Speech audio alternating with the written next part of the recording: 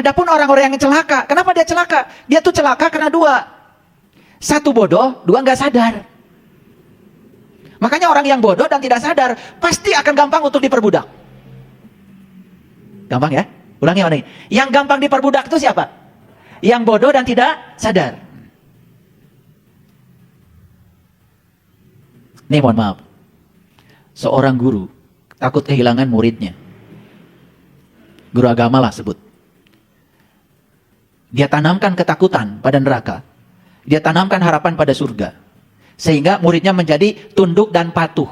Ulangi. Tunduk dan patuh. Tunduk pada neraka, patuh pada surga. Bisa terjadi nggak hal seperti itu? Bisa terjadi. Jadi surga dan neraka diperalat untuk mengikat si muridnya itu supaya tetap bersama gurunya. Ada nggak yang kayak gitu? Mau belajar kesadaran apa? Berguru seperti itu. Kita akan terus menjadi orang-orang yang taat tetapi tidak sadar. Bahkan seorang guru yang sejati tidak pernah menyalahkan muridnya sendiri.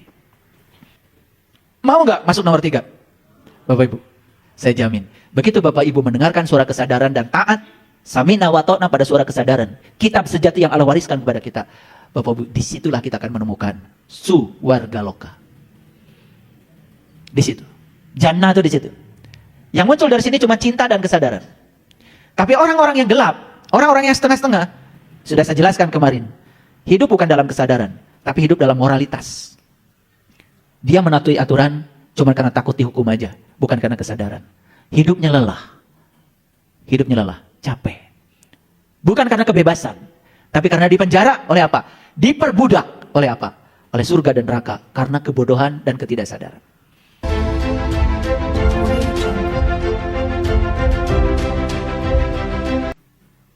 Tidak mau menerima pasangan kita apa adanya. Hanya menerima baiknya, tidak menerima buruknya. Konflik gak setiap hari? Konflik. Berantem setiap hari? Berantem. Keluar gak kata-kata yang menjijikan? Keluar. Keluar gak tindakan saling menyakiti? Keluar. Enak itu hidup gitu? Surga apa neraka itu? Di mana siksaan itu terjadi? Lahir batin. Tapi batin dulu, baru lahirnya tersiksa. Makanya wajahnya menyedihkan. Serem wajahnya. Dan kita ini kan selama ini kalau berbicara api, betul-betul terbakar oleh api. Padahal kita sudah terbakar. Terbakar iri hati, terbakar kebencian, terbakar hasud, terbakar perbandingan. Karena kita membanding-bandingkan hidup kita dengan orang lain. Tidak jadi diri kita sendiri. Banyak yang sudah terbakar oleh itu? Masih ragu-ragu? Yang banyak itu siapa diantaranya? Nah itu. Bapak Ibu, banyak tamu datang ke rumah saya. Buat apa kamu datang ke rumah saya? Saya ini seorang pencari, ayah. Oh, hebat. Mencari apa? Saya adalah pencari Tuhan. Ini kayaknya kepengaruhan sama sinetron. Ada sinetronnya kan para pencari Tuhan. Saya balik tanya. Sebentar Bapak Ibu. Kalau Bapak Ibu mencari yang ada atau yang tidak ada? Yang tidak ada katanya. Ya. Ada nggak orang mencari cincin padahal cincinnya ada di tangan? Nggak ada kan? Kenapa dia mencari cincin? Lupa naro. Ketika tidak ada, baru dicari. Kalau ada, dicari nggak? Lagi apa ibu? Nyari cincin. Baru dipegang cincinnya teh. Malah jadi takut tetangga. Kayak ini harus masuk rumah sakit jiwa. Ulangi. Mencari itu yang ada atau yang tidak ada? Oke, setuju ya? Mencari itu selalu yang tidak ada. Sekarang saya mau nanya, Tuhan ada atau tidak ada? Tuhan ada. Katanya tadi mencari itu yang tidak ada. Sedangkan Tuhan ada. Tapi ada yang mencari Tuhan. Aneh nggak? Atau tidak merasa aneh? Kan kita bangga kalau, hebat pencari Tuhan. Begitu lihat sinetronnya para pencari Tuhan, hebat para pencari Tuhan. Asa bener. Padahal Tuhan itu katanya ada. Lebih dekat daripada uratan di leher kita. Bahkan sekarang pun yang membuat saya bisa bicara karena kehadirannya. Ada nggak Tuhan? Jadi kalau kita masih mencari Tuhan, Salah apa keliru? Pilih. Pilih, dua pilihan. Salah apa keliru? Salah dan keliru.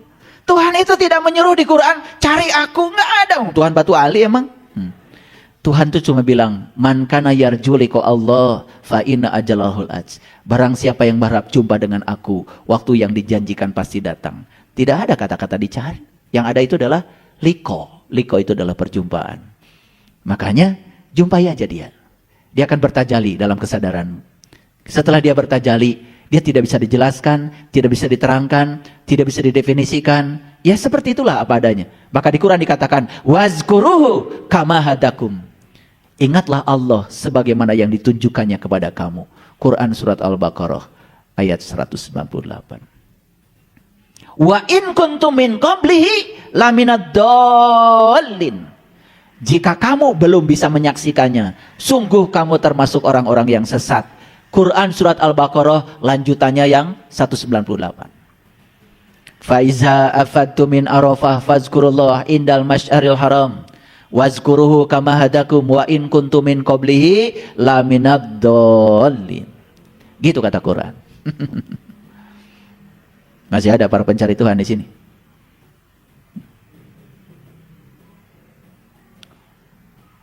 Itu kadang-kadang kita ini suka bikin paradoks, nggak jelas ya. Masih ada yang masih mencari tujuan hidup. Kan kadang-kadang Bapak Ibu ini suka so hebat. Ya. Kenapa Bapak Ibu belajar agama? Oh, saya ini sedang mencari tujuan hidup. Saya mau nanya. Yang masih ingin ke Bali, orang yang di Bandung atau di Bali? Di Bandung. Wajar kan? Sedang tinggal di Bandung ingin ke Bali. Wajar nggak? Wajar. Yang sudah di Bali ketika ditanya, tujuan Anda apa? Bali. Padahal nggak di Bali. Oke, sekarang Bapak Ibu tanya, jawab pertanyaan saya. Bapak Ibu sekarang hidup apa mati? Hidup. Berarti sudah mencapai tujuan kan? Jadi tujuan hidup itu apa? Ya hidup. Siapa yang suka merumuskan tujuan hidup? Kan yang belum hidup. Ini ngerti nggak dari tadi saya bicara? Jadi tujuan hidup itu apa? Ya hidup. Sudah mencapai tujuan hidup Bapak Ibu? Kan nggak sirup, ayeuna teh. Rekaman deh. Kita sudah mencapai tujuan hidup. Tujuan hidup itu ya hidup. Ini pada hidup apa mati? Hidup, oke. Sekarang saya mau tanya. Apakah hidup yang sekarang sedang kita nikmati ini adalah persiapan untuk menuju surga? Atau hidupnya sendiri sudah surga? Ulangi. Apakah hidup yang sekarang ini adalah persiapan menuju surga? Atau hidupnya sendiri sudah surga? Sudah surga. Jadi, kenapa masih mengangan-angani surga? Kan hidup ini sudah surga. Ada nggak yang lebih mewah dari hidup?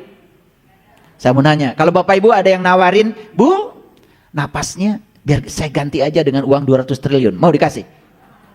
300 triliun? 400 sugan? Ada nggak yang lebih berharga dari nafas? Oke. Dengan bernapas kita hidup.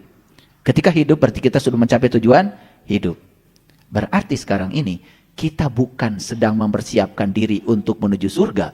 Karena kita sudah berada di surga itu sendiri. Clear? Pelan-pelan ini. Ya ngajarin. Harus pelan-pelan ngajarin kalian mah. Pelan-pelan aja nggak ngerti-ngerti. Jadi yang mendambakan surga itu siapa? Penduduk siapa? Lah iya. Penduduk surga mendambakan surga? Oke. Jadi semua yang mendambakan surga kesimpulannya adalah penduduk neraka. Yang penduduk surga sudah tidak mendapatkan surga. Yuk Bapak Ibu. Buat apa tuh masih marah-marah? Marah-marah itu membakar nggak? Membakar. Buat apa masih iri hati? Iri hati membakar nggak? Membakar. Buat apa menghujat orang? Menghujat orang itu membakar nggak? Ada orang menghujat saya. Di mana dia? Di surga apa di neraka? Kasihan. Pernah nggak Bapak Ibu mau marah nggak jadi karena bisa mengendalikan diri? Damai. Pernah nggak? Suka atau sakalima gitu? Pernah? Ya. Sekali-sekali atau sugan gitu. Betul nggak? Saya kasih tahu. Pernah nggak Bapak Ibu menyesali keadaan? Ada yang terjadi dalam hidup dan tidak enak. Terus disesali. Disesali, diprotes, kemudian ditolak, kemudian menyalahkan orang, kemudian marah-marah pada orang. Pernah? Pernah apa sering? Apa sih rasanya Bapak Ibu? Damai? Hah? Kepala pusing nggak? Pusing. Jantung berdebar-debar nggak? Napas pendek nggak? Ngos-ngosan? Ngos-ngosan. Tidur susah nggak? Makan enak nggak? Ah, tetap makan mah biasa nama. Oke, bagus, sudah jujur ya. Tersiksa nggak itu? Jadi yang menyiksa itu siapa sebetulnya? Allah apa diri kita? Kesadaran kita yang rendah, ketidaksadaran kita, kebodohan kita tuh yang menyiksa. Clear sampai sini? Oke. Pernah nggak Bapak Ibu mendapati orang yang menyakiti Bapak Ibu, tapi sama Bapak Ibu maafkan? Karena Bapak Ibu sadar memaafkan itu bukan buat orang lain, tapi buat diri saya sendiri. Bahkan balik, memberikan perhatian, cinta. Lalu orang itu berbalik, menjadi sangat menyayangi kita. Pernah nggak? Ada yang pernah mengalami kejadian itu? Oke. Ada rasa puas nggak di sini? Ada. Ada rasa damai nggak di situ? Ada. Surga bukan itu? Ya Allah. Sebegitu dekatnya surga dan neraka. Dan kita sendiri yang telah menciptakannya. Kita masih mendambakan sesuatu yang ilusif di masa depan. Clear sampai sini? Oke. Setuju ya? Penduduk surga tidak mendapatkan surga karena sudah tinggal dalam surga. Surga dan neraka bukan tempat, tetapi kondisi batin. Mau nggak menciptakan kondisi batin yang selalu membuat kita tinggal dalam surga? Mau? Mau? Oke. Mau banget kan?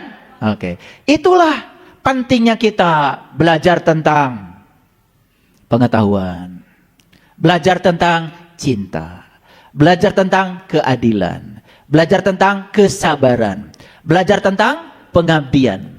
5 aja yang dipelajari, 5 aja. Belajar pengetahuan, belajar cinta, belajar keadilan, belajar kesabaran, dan belajar pengabdian. 5 aja udah cukup, Bapak Ibu. Saya yakinkan kalau kita sudah menjalani yang 5 itu setiap ruang dan waktu itu selalu menjadi surga. Hidup penuh dengan kepuasan, keridhaan. Bahkan melakukan kebaikan bukan lagi karena pengen surga, lah udah tinggal di surga. Melakukan kebaikan karena secara alaminya tugas kita datang ke sini memang untuk melakukan kebaikan. Coba kalau semua orang begitu, indah semesta ini. Istri melakukan kepada suami bukan karena pengen dipuji, bukan karena pengen dikasih uang banyak, tapi memang karena tugas dia melakukan kebaikan. Suami melakukan kebaikan pada istri bukan pengen surga, bukan takut neraka, bukan perintah kita, bukan perintah Allah, bukan perintah para rasul. Ini adalah tugas alamiku datang ke semesta untuk melakukan kebaikan. Coba kalau semua begitu. Kebayang nggak? Kebayang nggak di rumah kita kayak apa? Aduh, itu Bapak Ibu. Aduh, saya ingin berbagi ini sama Bapak Ibu semua. Keren. Keren. Semua itu, kehidupan ini selalu perayaan. Perayaan. Perayaan. Perayaan itu bukan pesta pora, bukan. Perayaan itu merasa puas dengan semua kehidupan. Apapun yang terjadi kita bisa menerima semua apa adanya. Tidak ada yang buruk lagi. Semua baik-baik saja karena sudut pandang kita terhadap kehidupan sudah baik. Gitu. Oke. Masih belum percaya pasti. Nunggu ayatnya mana. Yuk kita baca ini. Ini sering saya sampaikan Bapak Ibu. Ini kenapa harus dibaca? Karena ini menjadi referensi. Referensi kita hari ini. Boleh dicatat yang di rumah, Quran surat Hud ayat yang ke-106. Surat Hud itu surat yang ke-11. Saya baca ya, takut nggak percaya. A'udzubillahi minasyaitonirrajim. Bismillahirrahmanirrahim. Fa ammal ladzina syaku fa finnar lahum fiha zafirun wa syahikun. Adapun orang-orang yang celaka, maka tempatnya di dalam neraka. Di dalamnya mereka mengeluarkan dan menarik nafas. Jelas ya ayat ini. Bernapas kapan Bapak Ibu? Sekarang. Bisa besok kan napasnya? Bisa nanti nggak 1000 tahun yang akan datang? Nggak bisa. Atau lusa? Jadi napas itu kapan? Sekarang. Jadi ayat ini sedang cerita apa? Cerita besok, lusa, atau sekarang? Sekarang. Ulangi ayatnya. Barangkali belum sadar. Ini karena saya mendobrak ketidaksadaran ini ya. Sudah kelamaan. Kan tadi udah didongengkan, tileletik. Betul nggak? Iya. Adapun orang-orang yang celaka, kenapa dia celaka? Dia tuh celaka karena dua. Satu bodoh, dua nggak sadar. Makanya orang yang bodoh dan tidak sadar pasti akan gampang untuk diperbudak. Gampang ya? Ulangi mana ini? Yang gampang diperbudak itu siapa? Yang bodoh dan tidak sadar.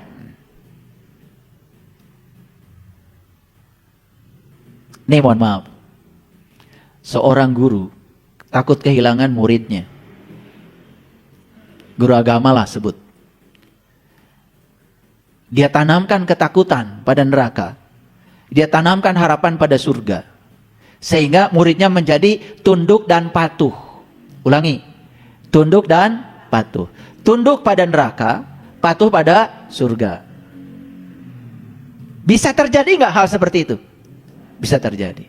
Jadi surga dan neraka diperalat untuk mengikat si muridnya itu supaya tetap bersama gurunya. Ada nggak yang kayak gitu? Mau belajar kesadaran apa? Berguru seperti itu. Kita akan terus menjadi orang-orang yang taat tetapi tidak sadar. Bahkan seorang guru yang sejati tidak pernah menyalahkan muridnya sendiri. Dia sadar semua adalah proses. Laut tidak pernah menyalahkan ombak. Karena ombak adalah manifestasi dari laut itu sendiri. Laut cuma menyadari kalau ombak itu adalah bagian riak dari dirinya sendiri. Kalau semua orang menyadari itu, tidak ada benar salah, tidak ada baik buruk, tidak ada penghakiman. Yang ada cuman menerima semua orang apa adanya dengan cinta dan kesadaran. Indah Bapak Ibu, semesta ini. Indah. Ini yang saya bawa. Ini akan saya terus bawa. Dan inilah sebetulnya hadiah terbesar dari semesta untuk membuat hidup kita jadi bermutu. Jadi menurut ayat ini, neraka itu untuk siapa? Untuk yang celaka. Kenapa celaka? Dua tadi, bodoh dan tidak sadar. Ketika kita bodoh dan tidak sadar, kita akan gampang diperbudak. Sudah berapa lama diperbudak? Lama. Ada nggak di Quran ayat yang menyatakan bebaskan diri kamu dari perbudakan? Ada nggak? Surat apa?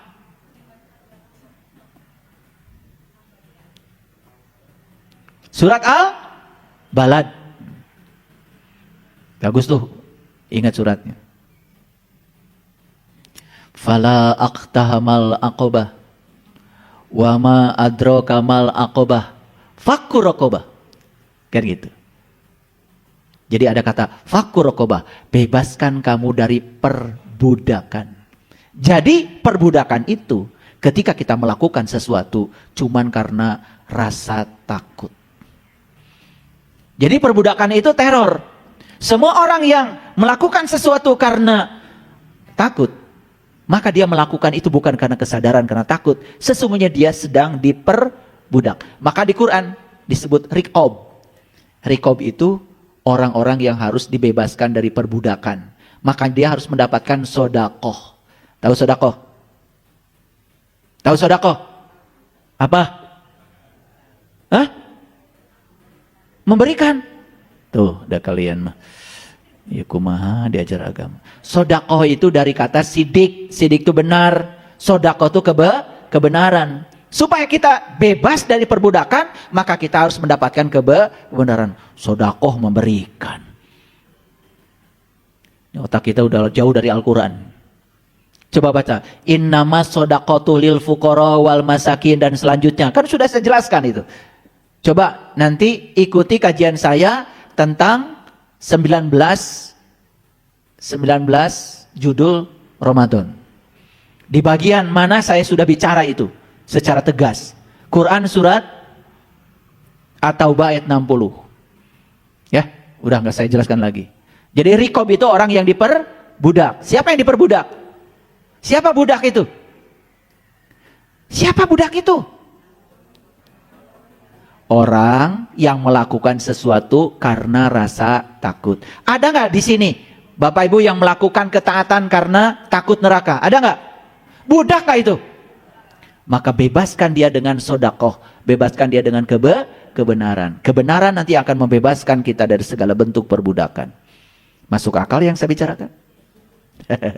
Ini udah kajian tingkat tinggi ya. Ini tadinya mau saya berikan sebelum Ramadan. Tapi nunggu Ramadan dulu kajian ini. Karena ini perlu kecerdasannya melampaui dulu. Di mana Bapak Ibu menarik dan mengeluarkan nafas? Ya di sini tadi mana? Yang jelas. Di tubuh ini. Tubuh yang mana? Tubuh yang masih hidup. Hidup itu kapan? Sekarang. Apa cirinya hidup? Nafas. Berarti ini neraka bukan? Neraka bukan ini? Kan sedang cerita neraka dulu. Jadi menurut ayat ini neraka di sini bukan? Sering jadi neraka ini? Sering. Kalian melotot, marah-marah kan itu. Di mana? Di sini. Masih hidup? Cek saha neraka tetos maut. So, pikiran wae kunyane. Lanjut dulu. Ya, khalidina fiha. Ini ayat 107. Khalidina fiha madamatis samawati wal ar illa masya'a rabbuka inna rabbaka fa'alun lima yurid. Mereka kekal di dalamnya selama ada langit dan bumi. Lihat saya semua, Bapak Ibu. Kata Quran surat Hud 106 107, neraka itu di mana? Di sini. Masih bernapas? Masih bernapas. Hirup kene. Isuk atau nempa ayeuna? Saat ini. Yes? Diperjelas dalam ayat 107. Madamatis samawati wal ar, bahkan langit dan bumi masih ada. Masih ada enggak sekarang langit? Masih ada sekarang bumi?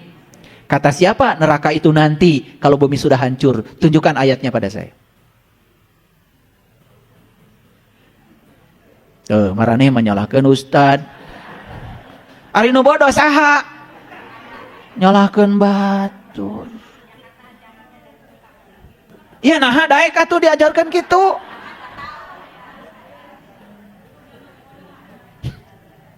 Nyalahkan batur.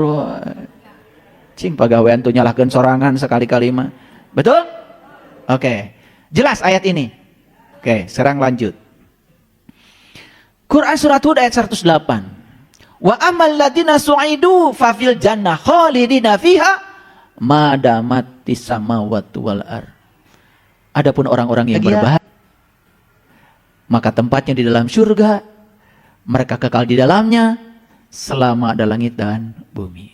Jadi dari 3 ayat ini dapat disimpulkan surga dan neraka tempatnya sama.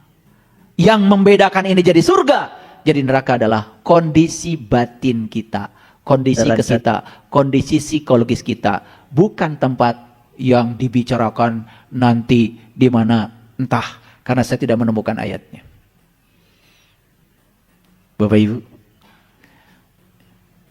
nasi hanet diakel ngebul kene pulen, betul nggak?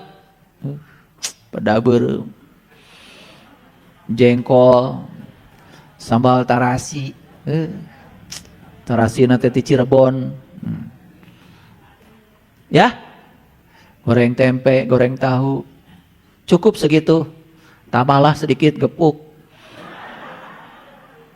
ya kan, goreng ayam kampung, impun, belut, gendol, pernah nggak Bapak Ibu lagi makan itu mikir, ini kok saya bisa merasakan berbagai cita rasa makanan seenak ini, pernah nggak? Makanya leluhur kita bilang itulah suwarga loka. Su itu artinya cita rasa, warga itu kumpulan, loka itu lokasi, kumpulan dari cita rasa. Lokasi tempat di mana cita rasa terjadi. Bang Papi sudah mati, dijejali tadi, jengkol, sambal. So, kan kita itu bisa merasakan semua itu ketika kita masih nafas. Benar gak ya tadi? Suarga loka bukan itu. Ya Allah. Tapi karena kita terus aja ke masa depan, lalu kita menghilangkan semua berkah saat ini. Di sini sekarang saat ini semua berkah nyaris tidak pernah kita syukuri karena kita terus berangan-angan ke sana. Ya kudu belah diem, komo. Hayang nate bidadari we. Marane mah dia geus opat. Can selingkuh. Paham? Ini ngerti nggak dari tadi saya bicara? Oh ngerti. Bisa diteruskan? Ini segitu jelasnya Al-Quran ya, bicara tentang ini. Jadi hidup tuh kapan Bapak Ibu? Sekarang. Mau hidup sekarang berbahagia? Mau. Sudah tahu caranya? Sudah tahu. Tahu nggak cara berbahagia? Ya tinggal bahagia we. Gitu. Ini kenyalan carana heula. Betul nggak? Tahu cara berbahagia? Ya udah berbahagialah sekarang. Berbahagia tuh gini Bapak Ibu, ketawa tanpa ditahan. Ya, senyum nggak pura-pura. Ngasih kebaikan bukan karena ingin dapat balasan. Itulah bahagia tuh, sederhana kok. Ingin bahagia? Ya bahagia aja sekarang. Kapan bahagia? Ya sekarang aja. Nggak usah nanti, nggak usah besok. Menunggu apa? Nunggu rumah bagus, cantang tuh. Nunggu suami soleh. Kumaha mun nepi ka maot teh soleh-soleh. Nunggu penyakit cager. Kumaha mun gering wae saumur-umur. Nunggu duit loba. Kumaha mun duit teh ini tuh wae. Jadi bahagia itu kalau menurut saya sederhana. Ingin bahagia, ya bahagialah sekarang. Bapak Ibu, setiap hari banyak yang konsultasi sama saya. Konsultasi sama saya. Ini fenomena ya. Ada yang konsultasi orang yang kaya raya, segala ada. Hidupnya tidak bahagia.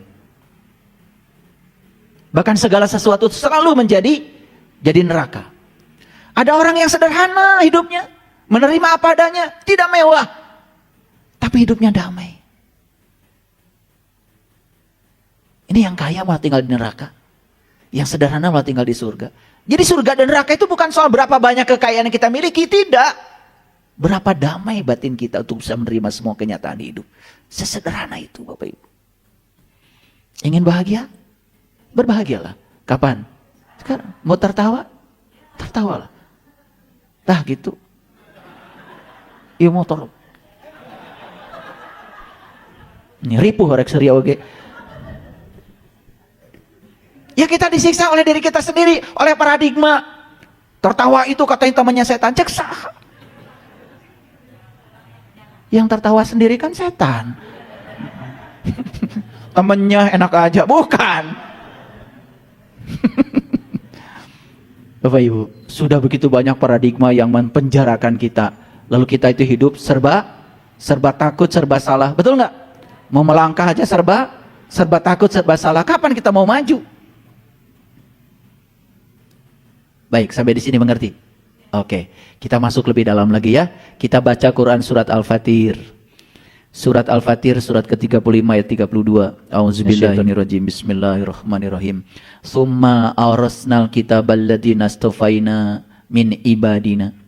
Kemudian kitab itu kami wariskan kepada orang-orang yang kami pilih di antara hamba-hamba kami. Jadi kitab itu sudah diwariskan kepada hamba-hamba kami, kata Allah. Tahu kitab? Bapak Ibu, kitab yang sejati itu tiada lain adalah Dia sendiri. Dia mewariskan dirinya kepada kita. Dia meniupkan ruhku kepada kita. Dan gara-gara ruhku ditiupkan kepada kita, kita jadi memiliki kehidupan, memiliki nafas. Dan jauh di itu, kita pun semua sebetulnya memiliki kesadaran. Loh, kok kalau kita memiliki kesadaran, faktanya ada yang sadar, ada yang tidak sadar. Yang sadar karena dia selalu menyadari kehadiran ilahi. Yang tidak sadar karena dia seolah-olah merasa Tuhan itu terpisah dari dirinya. Itu yang membuat dia semakin tidak sadar. Jujur sekarang saya bilang, saya tanya sama Bapak Ibu, jadi kitab itu sudah ada di sini? Hidup nggak kitab itu? Suka membimbing kita? Suka bilang itu jangan, itu nggak bagus. Suka bilang? Ya? Suka ya? Suka. Jangan kamu lakukan, itu berbahaya bagi kamu. Suka? Suka. Kamu jangan marah-marah, itu tidak bagus buat kesehatanmu. Ada? Kamu jangan makan banyak-banyak, itu tidak bagus buat tubuhmu. Ada? Digugu ente?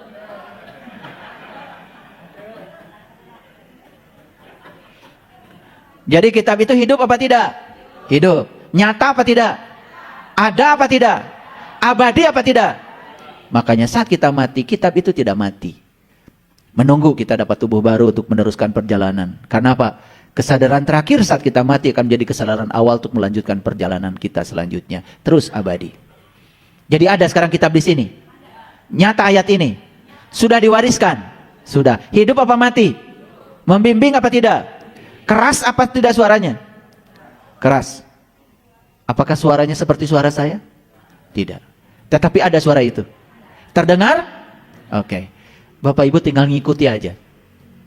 Ngikuti aja apa yang diperintahkan di sini. Itulah agama yang sejati.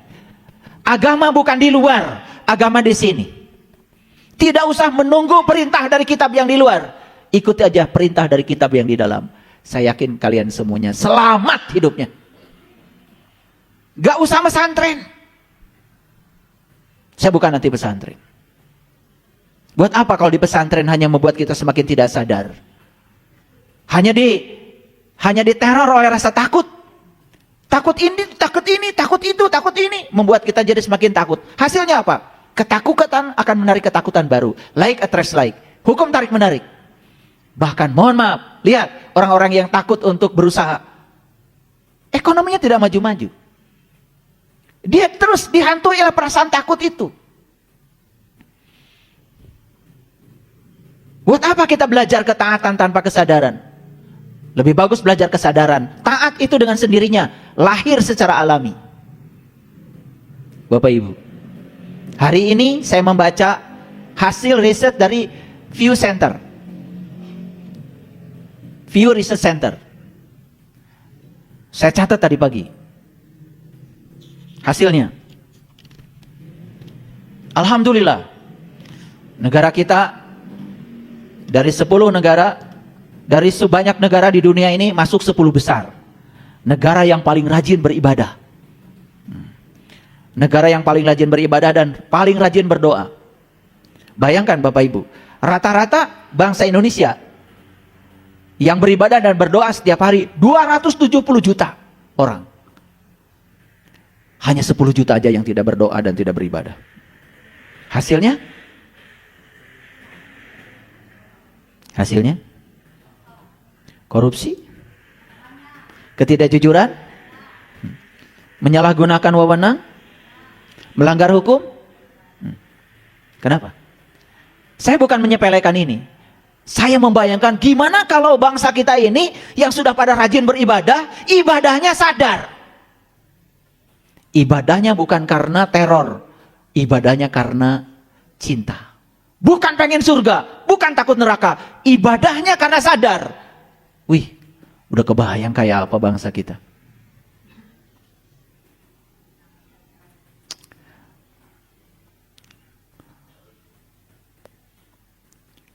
Saya hanya bisa bicara begini. Saya yakin ya, Orang-orang yang sadar mendengarkan kajian ini.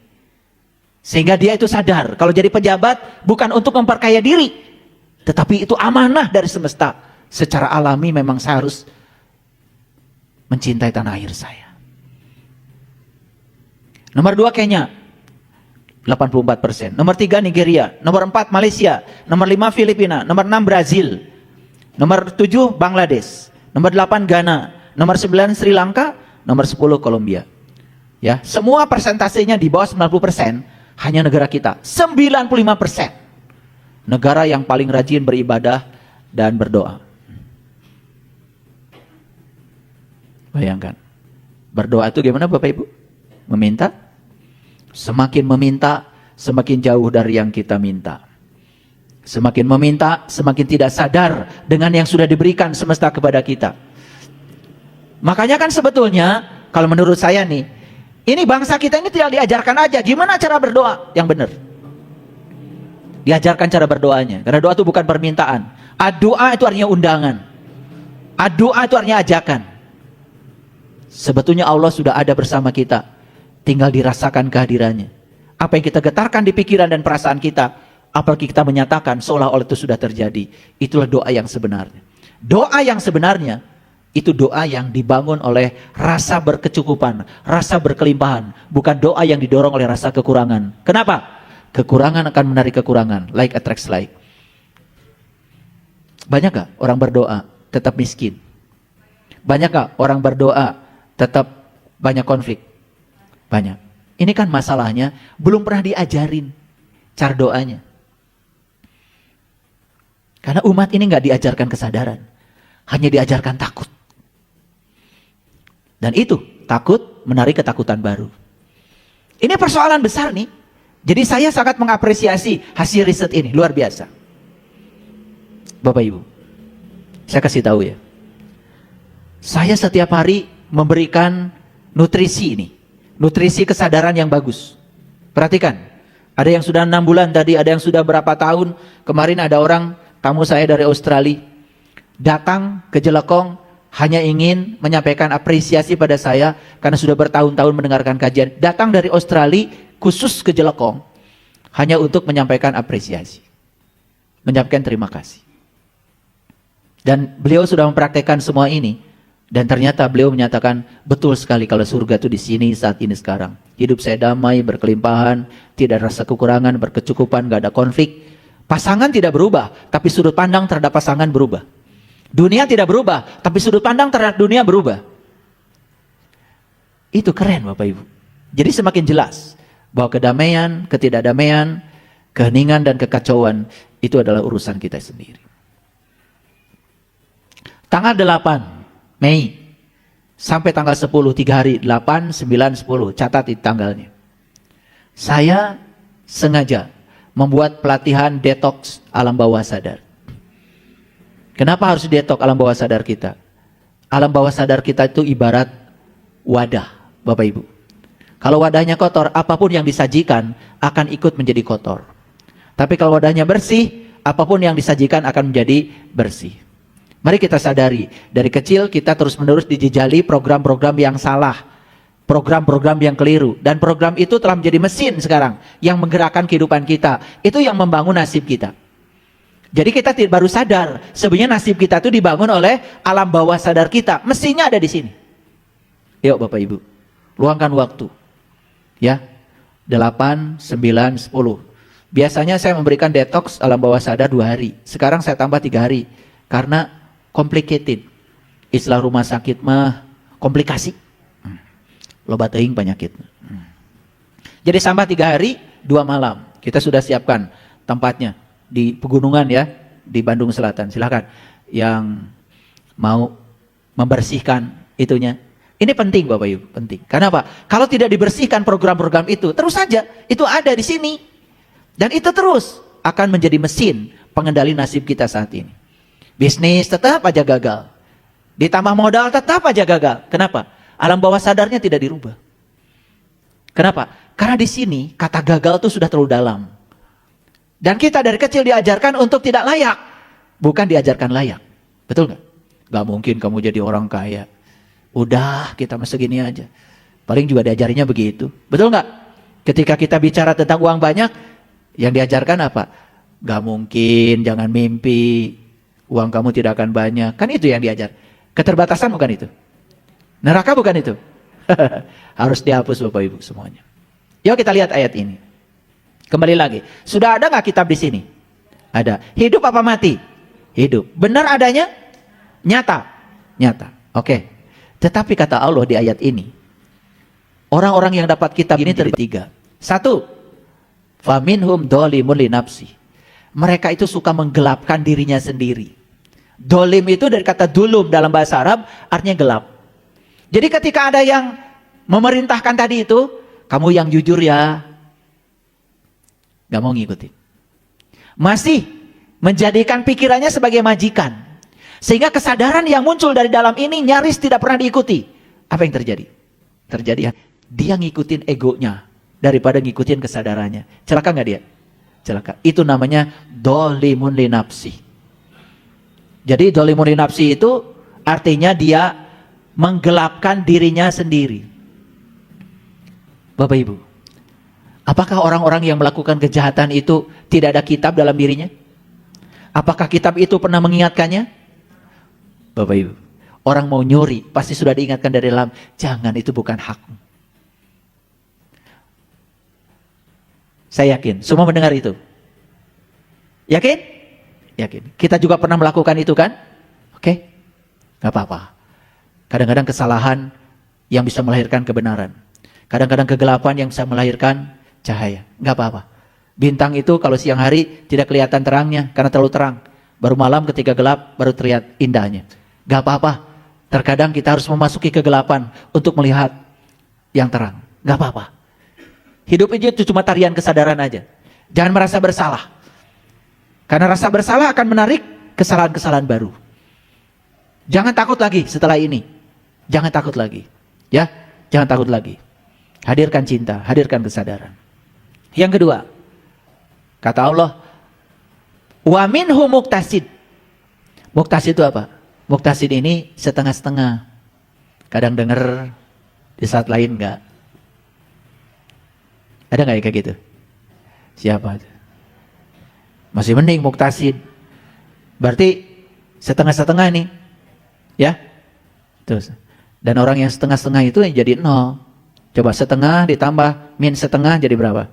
0. Makanya 0 terus, gak kemana-mana. Gitu-gitu aja hidupnya. Setengah-setengah. Nah, ada yang ketiga nih. Yang ketiga, sabiqun bil khairat biiznillah. Orang yang sungguh-sungguh untuk mendengarkan kitab itu. Jadi Bapak Ibu, perbedaannya cuma 3.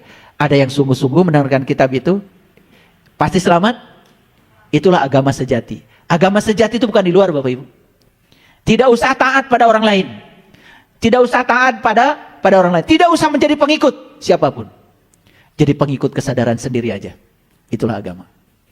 Bapak Ibu tidak usah menjadi pengikut saya. Saya tidak butuh pengikut. Saya sudah selesai dengan diri saya sendiri. Mau belajar hari Rabu ke sini boleh. Enggak juga, emang diumumkan gitu, dipanggil-panggil, di absen satu-satu. Ada yang di absen. Emang gue pikirin. Mau datang boleh buat diri sendiri, enggak juga enggak apa-apa. Dan saya yakin ya, semua yang datang ke sini pasti sudah bebas dari surga dan neraka. Setuju? Nah, karena di setiap kali kajian saya nggak pernah nawar-nawarin surga. Setiap kajian saya juga nggak pernah nakut-nakutin Bapak Ibu neraka. Ya, karena apa? Ya, saya sudah bilang tadi. Guru yang menakuti-nakuti muridnya, sebenarnya dia adalah guru palsu.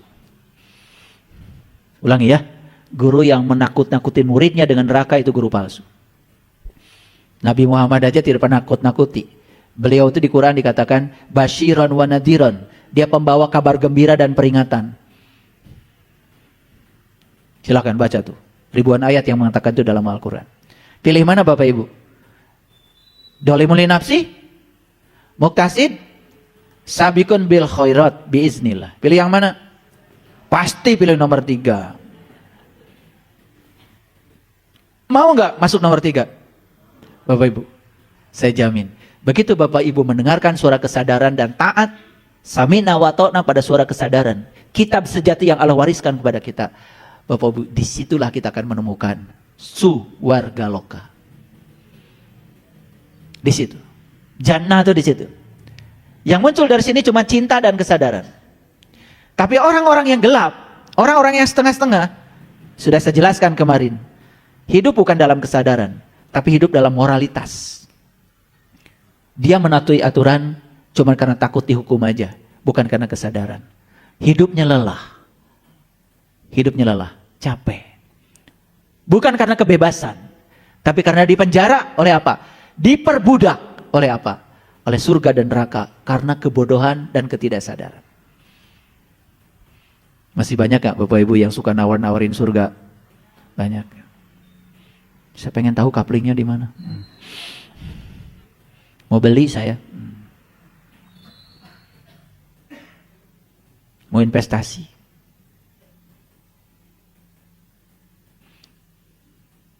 Jadi Quran surat Al-Fatir tadi, surat ke-35 ayat yang ke-32. Sudah masuk ya tadi?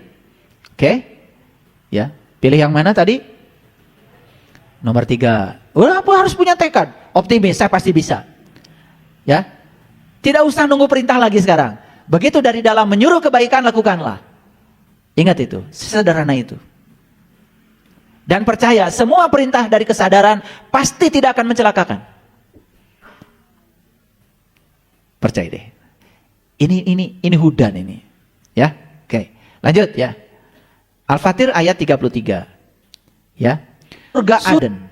Mereka masuk ke dalamnya, di dalamnya mereka diberi perhiasan dengan gelang-gelang dari emas, dengan mutiara, dengan pakaian yang di dalamnya adalah sutra. Lihat saya semua. Karena kita begitu lihat gelang dari emas, langsung nanti di surga gelang dari emas. Mutiara, nanti pakaian dari sutra, nanti selalu begitu kan? Oke. Ada yang pakai gelang sekarang? Coba, mana yang pakai gelang? Pakai gelang. Acungkan aja ke atas yang pakai gelang, nggak apa-apa, nggak akan diambil gelangnya. Bapak Ibu, gelang, mutiara, sutra itu lambang-lambang dari kedamaian, lambang-lambang dari kebebasan, lambang-lambang dari ketentraman. Coba, sutra itu terkenal dengan apanya Bapak Ibu? Lembutnya. Coba Bapak Ibu lembut aja. Jangan kasar lagi. Umur nanti panjang.